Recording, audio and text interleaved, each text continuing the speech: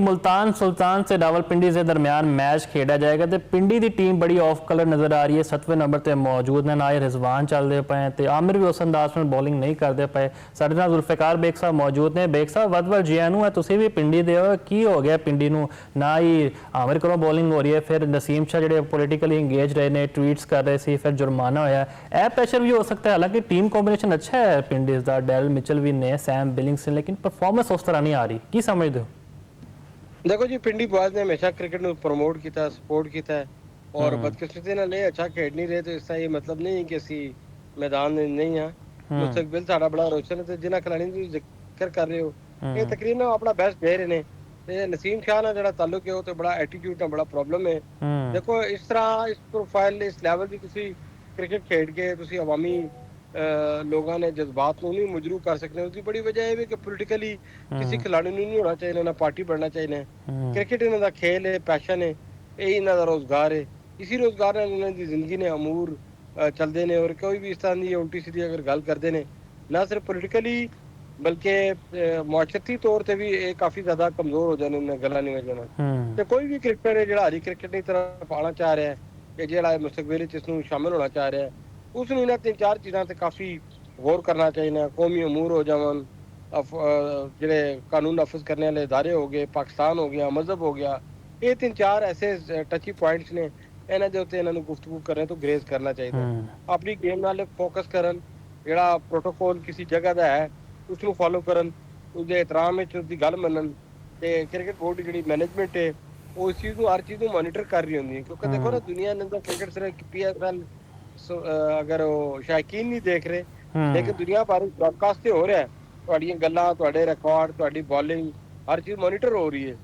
इसलिए बड़ी सोच समझ के गल करनी चाहिए। और उसमें सजा जी मिली है नसीम शाह नूं, ये घट सजा है, उन्होंने इस तो ज़्यादा सजा मिलनी चाहिए। वजह ये कि देखो तुहाडा काम नहीं है सियासी बयानबाजी करना। मियां साहब मैंने तो लग रहा है कि तुसी जे चेयरमैन होंदे पाकिस्तान क्रिकेट बोर्ड दे, तुसी ते फिर पाबंदी ला देंदे, तुहाडी गल्लां तो लग रहा है कोई नहीं बच्चा गलती कर बैठा है। देखो जी कोई भी इदारा है ना, कोई भी शोबा है उस कोई प्रोटोकॉल होने उस काम करने दे, उसने एथिक्स होंदे ने, उन्हें एथिक्स को फॉलो करना हर बंदे की जिम्मेदारी है। देखो मेरी जी पहचान मेरा मुल्क है, मेरा जो रोजगार है वो जर्नलिज्म है। जर्नलिज्म में जिस इदारे पर काम करना मैंने इस बहुत लॉयल होना चाहिए। इससे जो प्रिंसिपल तय हुए ने उसको मैंने ओबे करना चाहिए। कुछ चीज़ अगर मैंने बुरी लग रही है उसका एक तरीकाकार है, उसका एक तरीकाकार है, उसको मैंने फॉलो करना चाहिए। अगर मैं ये समझा कि मैं सुपरस्टार बन गया या बाबू हो गया हर चीज़, तो यह बड़ी बुरी गल है कि अगर मैं एक जर्नलिस्ट हाँ, एक इदारे के अंदर काम करना है, इतने मेरा ना छपता है, अल्लाह ताला ने मैंने रोजगार दिता बड़ा अच्छा, हूँ मैं ये समझना शुरू कर देना कि मैं बड़ा बड़ा सुपरस्टार बन गया। ये एक मेरी वहम है मेरा ना, मैंने फॉलो करना चाहिए ना अपने पर्टिकुलर्स प्रोटोकॉल्स जो दफ्तर ने बनाए हुए हैं। इसी तरह ही क्रिकेट भी एक प्रोटोकॉल ने तहत खेडी जानी, इसने एथिक्स ने और जेंटलमैन गेम इसको इसी वजह तो किया जाना है। इसकी मिसाल तुम देख लो कि भारत में साढ़े कितने इख्तलाफात ने, लेकिन उस तो बावजूद भी असं उन्होंने खेडते हैं, वो साढ़े नाल खेडते हैं। कुछ जगह ते असं हथ मिलाने कुछ जगह ते नहीं। लेकिन अगर माजी देखा जाए तो कई ममालिक नाल कॉन्फ्लिक्ट भी चलता रहा, लेकिन क्रिकेटर जाते रहे उत्थे।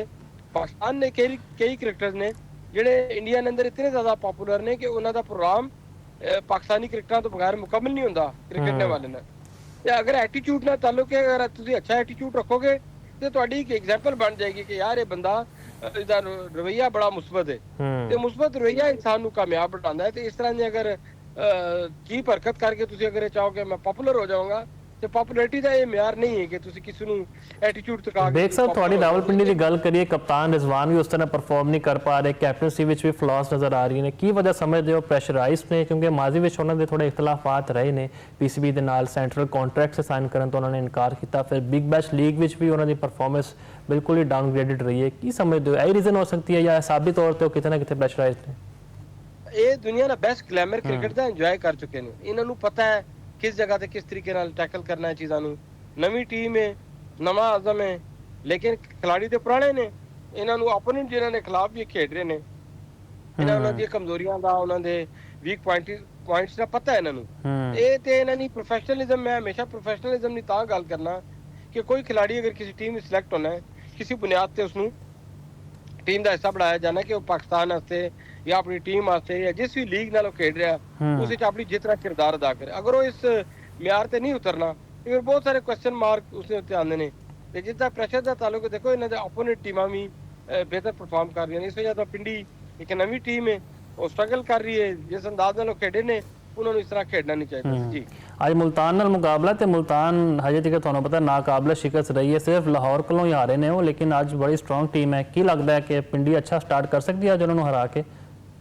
एक बड़ा अपसेट कर सकती है पिंडी अगर चाहवन थे तो। मुल्तान काबू करना है ना, ऐसे कोई मुश्किल नहीं है। हमेशा फेवरेट टीम है ही, मार पै जाती है कदे कदे, लेकिन अज भी असी उम्मीद करांगे अगर पिंडी बॉयज अगर इसी अंदाज नाल अगर मैदान च टीम स्पिरिट नाल खेडे यकीनन जित सकने ने। जितने वास्ते कोई इतना बड़ा मसला नहीं है, लेकिन पाकिस्तान जी टीम है पिंडी बॉयज की, ਇਹਨਾਂ ਨੂੰ ਆਪਣਾ ਪ੍ਰੋਪਰ ਹਰ ਚੀਜ਼ ਤੇ ਵਰਕ ਕਰਨਾ ਚਾਹੀਦਾ ਹੈ। ਲਾਈਨ ਐਂਡ ਲੈਂਥ ਦੇ ਮੁਤਾਬਿਕ ਬੋਲਿੰਗ ਕਰਨੀ ਚਾਹੀਦੀ ਹੈ। ਔਰ ਜਿਹਦਾ ਤਾਲੁਕ ਰਿਜ਼ਵਾਨ ਨਾਲ ਉਦੋਂ ਬਜਾਏ ਪੋਲੀਟੀਕਲ ਕਰਨ ਨੇ ਚੀਜ਼ਾਂ ਨੂੰ, ਉਹਨਾਂ ਨੂੰ ਟੀਮ ਬੈਂਕ ਤੇ ਡਿਸਕਸ ਕਰਨਾ ਚਾਹੀਦਾ ਕਿ ਯਾਰ ਅਸੀਂ ਕਿਸ ਤਰੀਕੇ ਨਾਲ ਮੁਲਤਾਨ ਨਾਲ ਕਾਬੂ ਕਰੀਏ।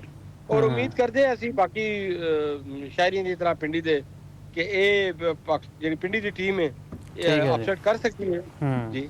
बिल्कुल जी, बहुत बहुत शुक्रिया थोड़े वक्त का। तो उम्मीद करते हैं दोनों टीम अच्छा परफॉर्म करेंगी तो आखिरी बॉल तक मुकाबला जाएगा। हुण अच्छी गल है कि मैचेस भी चंगे हो रहे हैं तो कॉन्ट्रोवर्सीज भी हुण घट हो गई हैं। तो रिजवान को हजे मौका है अपनी परफॉर्मेंस देन ताकि पीसीबी उन्होंने कंसीडर करे, क्योंकि हजे उन्होंने मेरा ख्याल गालिबन 35 साल उम्र है, वो पाकिस्तान क्रिकेट में सर्व कर सकते हैं। ओडीआई विच ते कर रहे हैं, लेकिन T20 में उन्होंने लिए दरवाजे बंद होना है यकीनी तौर पर अफसोसनाक है।